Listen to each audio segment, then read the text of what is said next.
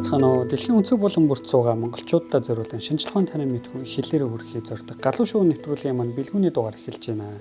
Тэгэхээр яг өнгөрсөн 2 бараг 3-7 хоногийн хугацаанд жоохон мэдээ бэлтэж амжсангүй аюу их завгүй байлаа. Тэгээ та бүх сонсогч та бүхнээсээ уулзтал хүсье. Тэгэхээр миний энэ 7 хоногт бэлтэж ирсэн мэдээ юу вэ гэхээр эхнийх нь бол эгэл бөмбөгийн физиктэй холбоотой. За ялангуяа эгэл бөмбөгийн физикийн стандарт онолтой холбоотой мэдээ байна. За энэ өөрөө цоошин бөөм нээсэн ч юм уу эсвэл би юм цоошин онол нээсэн ч юм уу тийм мэдээ бол биш. Гэхдээ стандарт онолоор таамаглагддаг байсан таамаглалыг илүү сайжруулсан хэмжилтийг хийсэн тухайга CMS корпорацийн хамт олон өнгөрсөн 7 хоног зарласан байна. За энэ яагаад чухал вэ гэхээр 4 жилийн өмнө Америкийн алдарт Ферми лабораторийн хамт одоо судлаач нар маань тухайн лабораторийн одоо протон антипротоны мөргөлдөөнөөс үлдсэн датануудыг бүрэн судалж дуусгаад дуусгахдаа W бозон гэдэг бозоны массыг хэд байх вэ гэдэг дээр одоо хэмжихэд гаргаж авсан датануудыг бүрэн судалж дуусгасан гэсэн. За ингэж судалж дуусгаад ямар үр дүн төрсөн бэ гэхээр тэр үеэс өмнө элици цэрэн дээр хэмжигдсэн байсан W бозоны массаас тэр бүхэн ойролцоогоор 10,000-1-ээр зөрж байгаа гэдэг ийм хэмжилтийг хийсэн байна. За энэ маань өөрөө маш чухал. Бас маш сонирхолтой нөхцөл байдлыг тухайд үүсгэсэн. Яагаад вэ гэхээр өмнө W бозоны массыг бид нар эгэл бөмбөгийн физикийн стандарт онолоор таамаглаж болдог. За ингэж таамагласан таамаглал маань ойролцоогоор 80.3 мега электрон вольт байна гэдэг 80.3 гига электрон вольт байна гэдэг юм таамаглал. За 80.3 гэдэг тоо гэсэн. За гэхдээ 80.3 дээр нь бол CMS болон Атлас Ферми лабын үр дүнгууд бол 4 жилийн таарж хамгийн гол таслын ардах тоонууд нь өөр болж эхэлж байгаа байхгүй. Ферми лабын хэмжсэн тоон бол таслын ардах 4 дахь орноос эхлээд жоохон зөрүүтэй болж эхэлсэн байна. Гэтэл CMS болон Атлас багуудын хэмжсэн хэмжилтийн үр дүнгууд нь таслын ардах тэр олон орны наривчлууд нь хоорондоо яг таарад байдаг. За ингээд гаргаад ирэхээр магадгүй CMS Атласын хэмжилт буруу юу гэдэг асуултыг тухайд тавьж байгаа. Эсвэл Ферми лабын хэмжилт буруу юу гэдэг асуултыг тавина гэсэн. Ингээд харах юм бол ерөнхийдөө тэр үед зарим ихэнх ялангуяа туршилтын физикч нар юу гэж үзэж ирсэн бэ гэхээр Ферми лабын хэмжилт буруу гэж магадгүй гэж үзэж ирсэн. Яагаад гэхээр CMS Атлас гэсэн хоёр тусдаа ажилдаг лабораториуд маань W бозоны массын хэмжилтэн дээр санал нийлж байгаа. Нэгсэнтэй хоёр өөр тусдаа хэмжилт Ферми лабаас өмнө тэнцээ санал нийлцсэн байсан гэсэн үг. Тэгэхээр Ферми лабын хэмжилт гарч ирээд зөрөхөр 3 дахь хэмжилт тэнцээ зурж ийн гэдэг нь магадгүй 3 дахь хэмжилт маань алдаатай байж магадгүй гэсэн хардлагыг тэнд төрүүлсэн байгаа юм л та.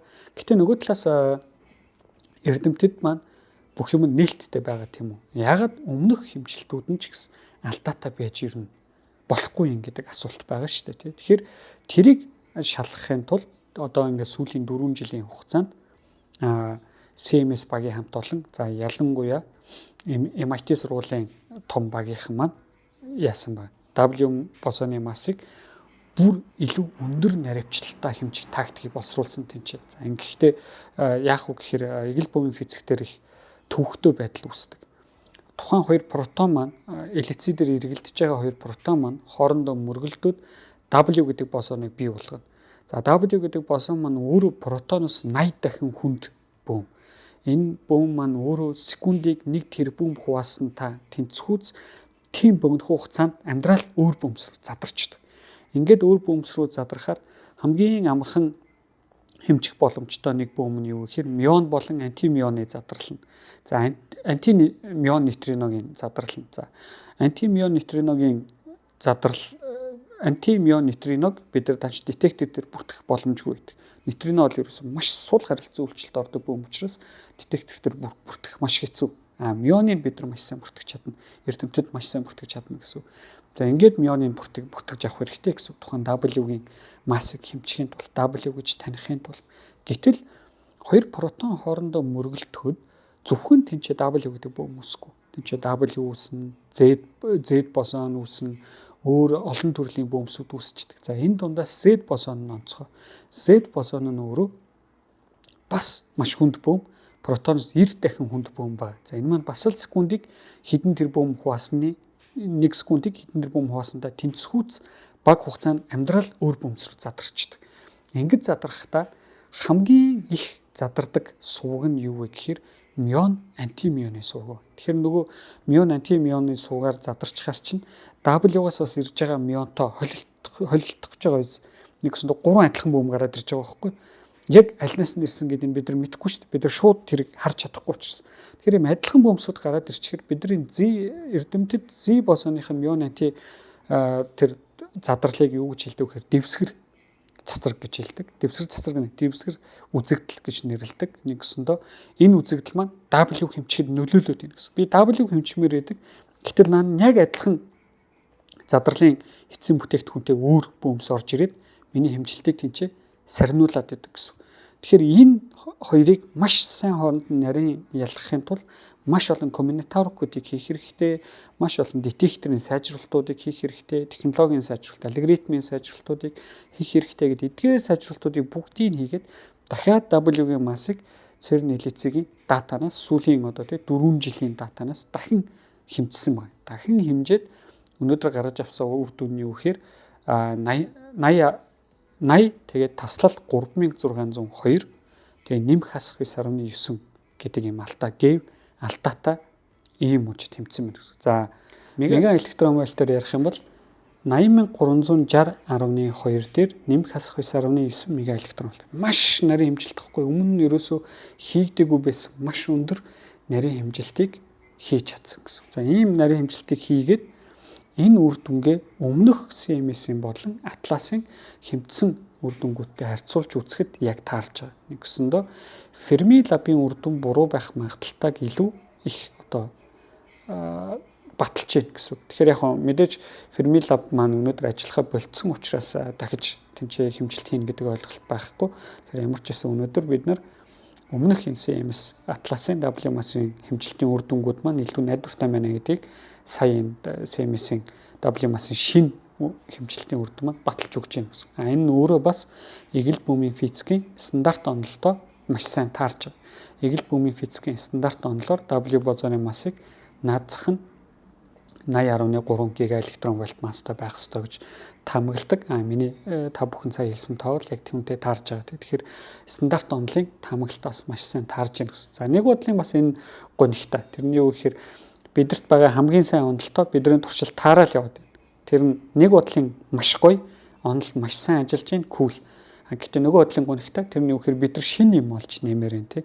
Тухайн онолтой зурж байгаа зүйлийг хэмжмээр байна. Тэгэх юм бол өөр шинэ онол түүнийг хэрхэн яаж тайлбарлах вэ гэдгийг бид нар олж мэдмээр байгаа байхгүй. Тэгэхээр илүү бас нэг юм энэ талаар нь харах юм бол жоохон гонигтай юм шиг тийм нөхцөл байдлыг үүсгэж байна. Тэгэхээр яг шинжлэх ухаанд энэ маань өөрөө нэг юм хоёр талдаа юу болчихж байгаа юм л да.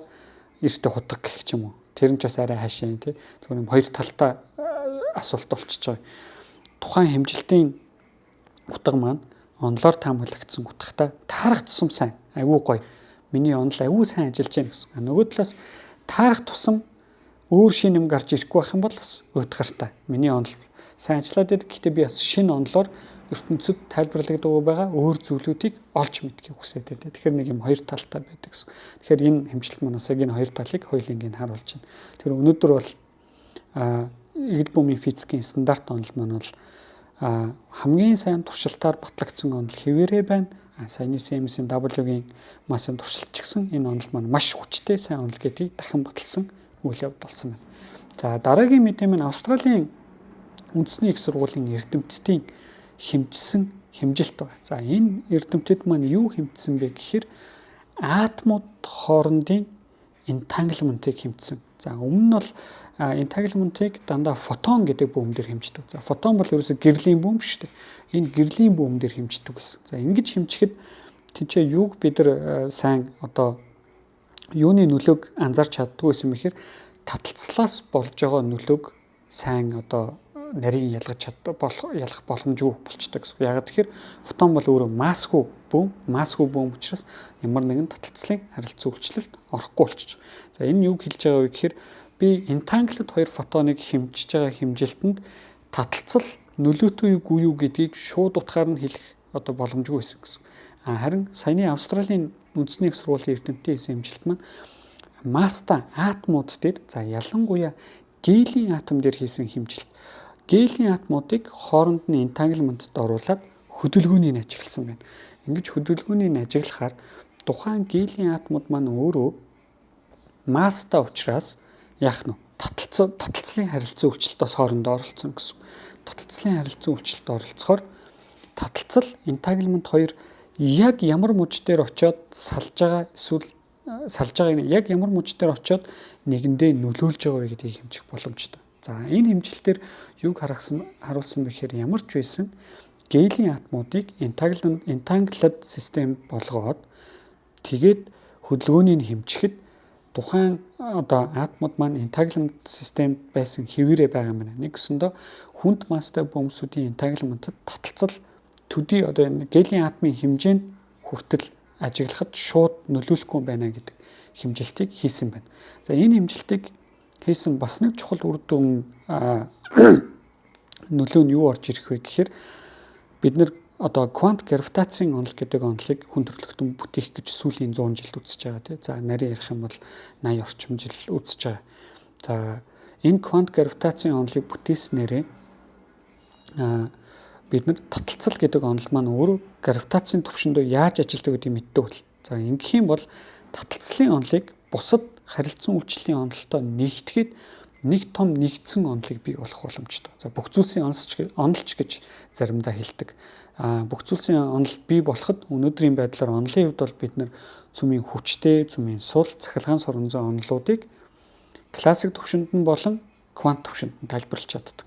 Нэгсэндээ энэ гурван харилцан үйлчлэлийг тайлбарладаг квант онол байдаг. Энэ маань өөрөө квант орны онол гэдэг онолоор тайлбарлагддаг. Түрүүний эхний мэдэн дээр гарсан стандарт онол буюу энэ стандарт онол маань цөмийн хүчтэй сул цахилгаан сурган зүйн харилцан үйлчлэлийг нэгтгэсэн ийм онол байна. Тэгэхээр энэ онол нь бидэрт байж байгаа. Квант онол нь байж байгаа. Гэхдээ биднэрт таталцлыг тайлбарладаг квант онол байдаг. Бидэрт таталцлыг тайлбарладаг ганц л маш сайн онол байгаа нь Эйнштейний харьцангуй онол. Эйнштейний харьцангуй онол нь өөрөө атомуудын түвшинд биш, квант түвшинд биш, асар том гариг ирэхээс орчлон ертөнцийн түвшинд яригддаг онол учраас тэнд очих квант эффект нь тэнцээ байхгүй болчихдог.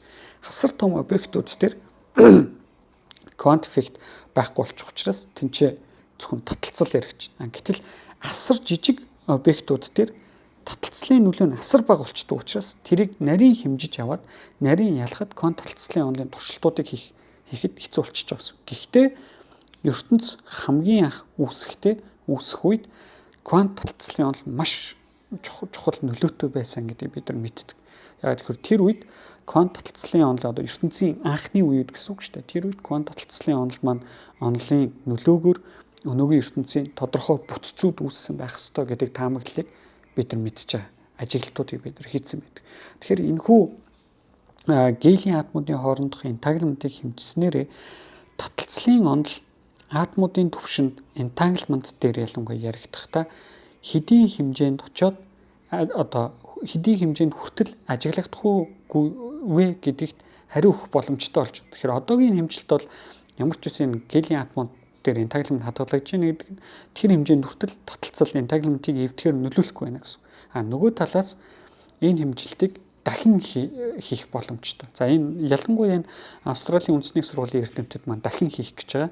Ойрын 5 жилийн хугацаанд дахин хийхдээ илүү нарийн мужид, илүү нарийн технологиор, илүү нарийн хэмжих боломжтой болж байгаад харьцангуй онолын эквиваленсийн зарчим гэж байдаг. Тэр эквиваленсийн зарчим дотор хүчтэй эквиваленсийн зарчим, сул эквиваленсийн зарчим гэж байна. Сул эквиваленсийн зарчмыг гелийн атомууд дээр хэмжихийг оролдож байгаа гэсэн. Ингэж хэмжих юм бол бид нар юуг мэдэх вэ гэхээр харьцангуй онолын эквиваленсийн зарчим атомууд дээр хэр нарийн ажиллаж байна, entanglement-д хэр сайн нөлөөлж байна гэдгийг мэдэх боломжтой. Үүнийг мэдснээрээ ирээдүйд квант таталцлын онолыг бүтээхэд нэг том чухал туршилтын хязгааруудыг тавьж өгнө. Нөгөө талаас одоо байгаа нэр дэвшигч утасны онол гэдэг ч юм уу, loop quantum gravity гэдэг ч юм уу, эдгээр онолууд маань энэ туршилттай хэр нийцтэй вэ гэдгийг бас давхар шалгах боломжтой болж. Тэгэхээр өнгөрсөн 7 хоногт квант ертөнцид ийм хоёр сонирхолтой одоо хэмжилтүүд хийгдсэн байна. За миний хувьд хоёулаа агуу сонирхолтой хэмжилтүүд болсон байна. Яг уу зарим одоо физикч нарт бол entanglement нь илүү сонирхолтой байж магадгүй. Нөгөө талаас их энергийн физикч нарт бол стандарт онол нь илүү сонирхолтой байж магадгүй. Гэхдээ эцээст энэ хоёр туршилт маань хоёулаа ертөнц хэрхэн үүсв, ертөнцийг бүрдүүлэгч хамгийн жижиг эгэл хэсэг юу юм бэ гэдэг асуулттай шууд холбогдох учраас хоёулаа хүн төрөлхтний танин мэдхүйд чухал нөлөөтэй ийм хэмжилтүүд болсон байна. За баярлалаа та бүхэнд. Эх 7 хоногоор дахин уулзцгаая.